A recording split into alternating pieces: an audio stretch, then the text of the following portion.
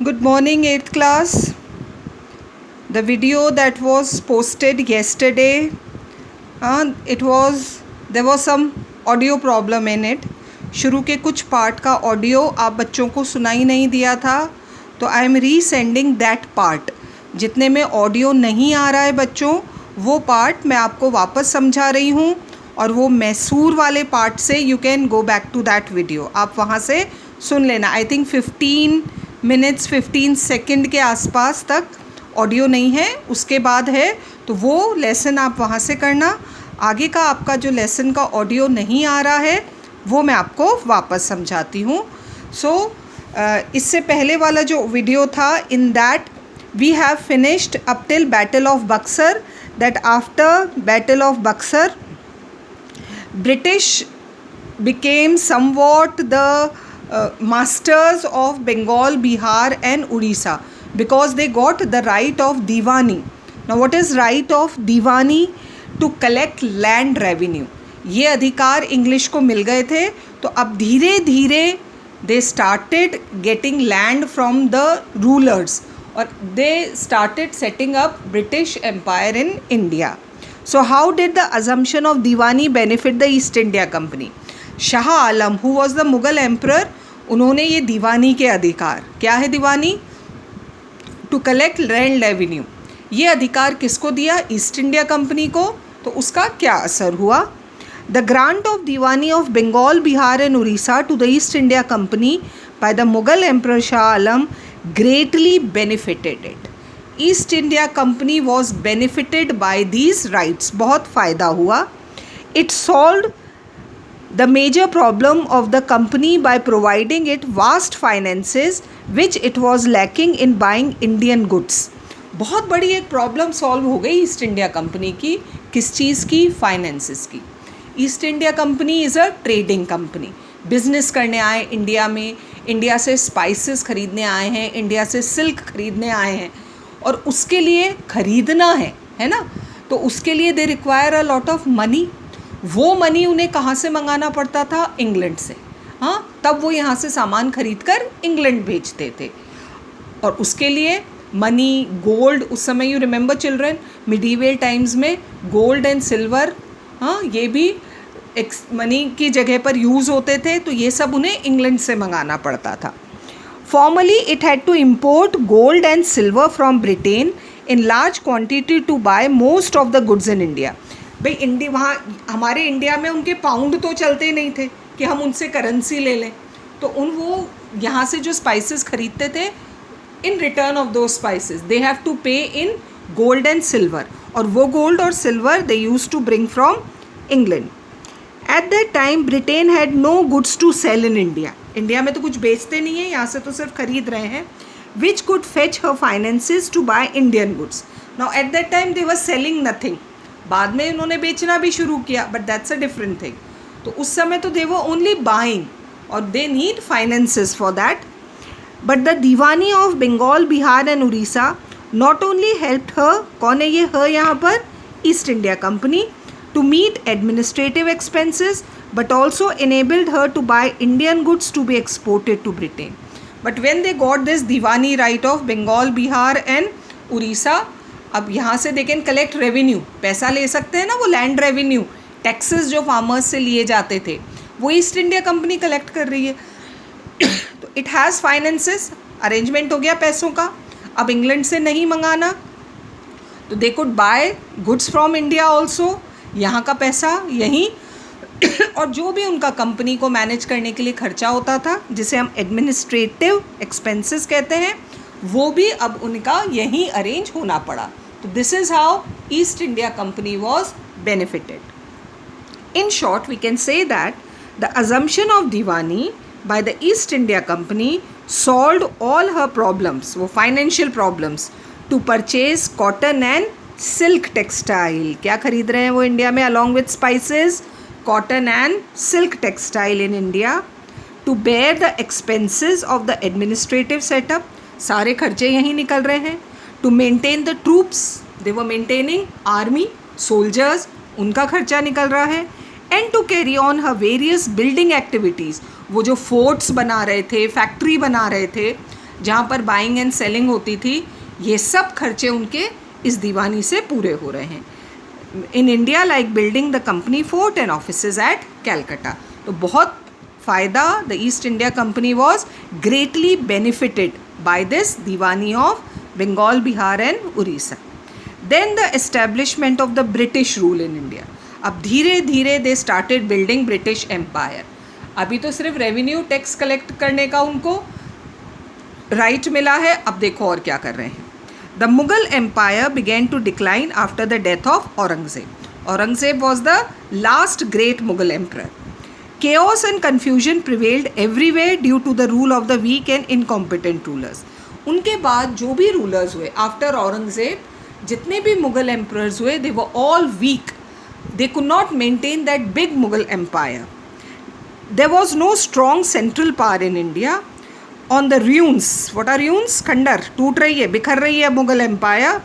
And its political system arose a large number of independent and semi independent parts. तो धीरे धीरे breaking up of Mughal empire started and independent states grew, small independent states such as Bengal, Awadh, Hyderabad, Mysore and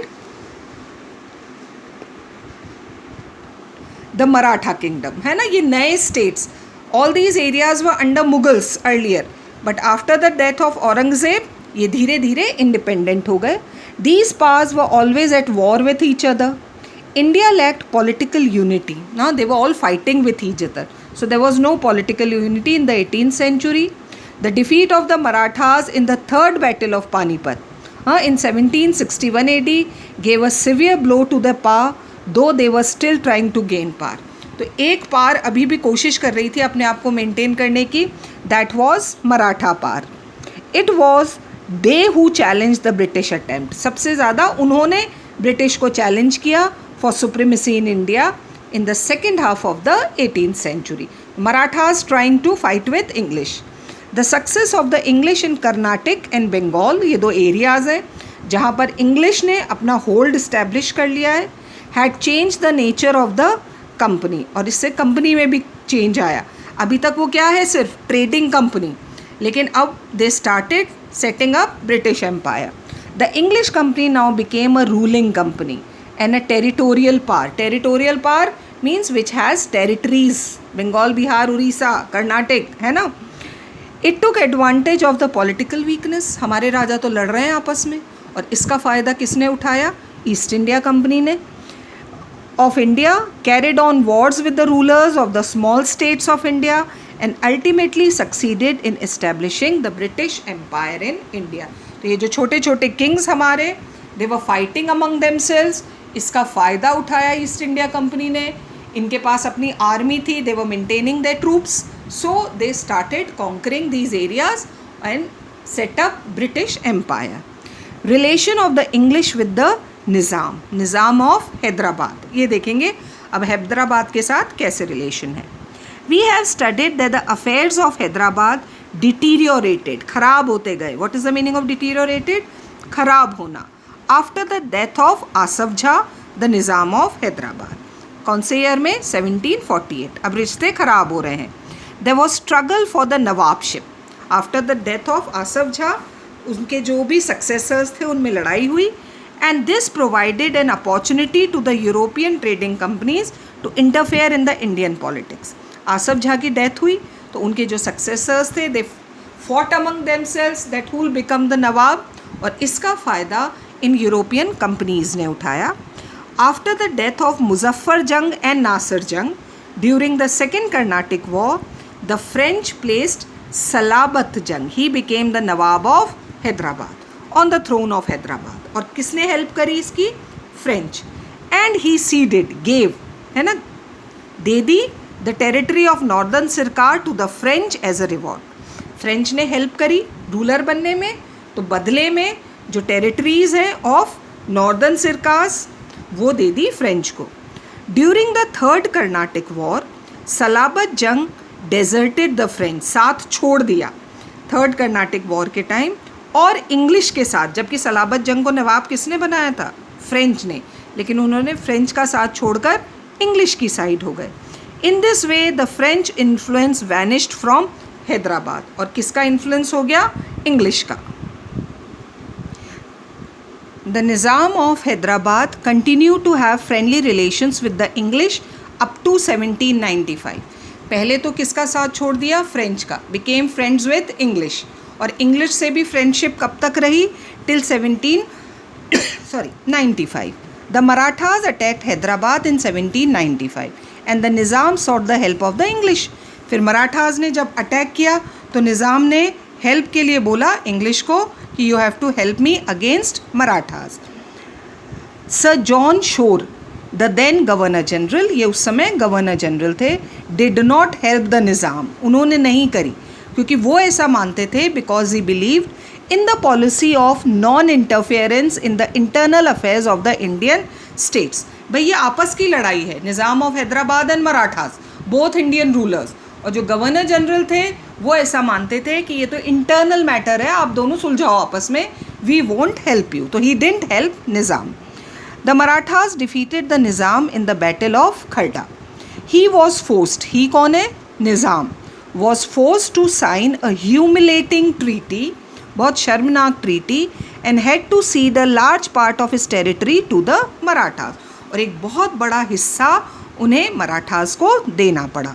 so the Nizam became a deadly enemy of English. तो अब निज़ाम गुस्सा हो गए English से because the English refuse to help him. He entered into an alliance with the French. फिर किसकी friendship पकड़ी? French की हेल्प ली. And agreed to keep a French force at his court. एक फ्रेंच आर्मी जो निज़ाम के दरबार में रहेगी. The next governor general was Lord Wellesley, one the Nizam on his side. लेकिन जब नेक्स्ट गवर्नर जनरल आए उन्होंने फिर निज़ाम से फ्रेंडशिप कर ली. And he entered into a subsidiary alliance with the company. एक ट्रीटी साइन करी, ये हम आगे पूरा पढ़ेंगे बच्चों. सब्सिडरी अलायंस ये पॉलिसी थी लॉर्ड वेलेस्ली की. और एक कंपनी, एक पूरी यूनिट ऑफ आर्मी वो उनके कोर्ट में रहती थी. He accepted the suzerainty of the English superiority. Yes you are our masters. Turned out all the French officials, उन्होंने अपने दरबार से निकाल दिया. मेंटेन्ड अ ब्रिटिश फोर्स, एक ब्रिटिश आर्मी उनके दरबार में रहती थी. And agreed not to declare war और make peace with any other power without the permission of the English. ये सब लॉर्ड वेलेस्ले और निज़ाम ऑफ हैदराबाद के बीच में समझौता हुआ. ब्रिटिश आर्मी रहेगी उनके दरबार में, फ्रेंच को निकाल दिया और बिना ब्रिटिश कंपनी से पूछे, ईस्ट इंडिया कंपनी से पूछे, वो कभी किसी के साथ न तो वॉर करेंगे ना कोई ट्रीटी साइन करेंगे. In return the company undertook to protect him from internal disorders and external dangers. और बदले में कंपनी, ईस्ट इंडिया कंपनी ने क्या प्रॉमिस किया कि वो निज़ाम की हेल्प करेंगे अगर उनकी देश में, उनकी किंगडम में, हैदराबाद में भी कोई प्रॉब्लम होती है और any other Indian ruler attacks, तो they will help him.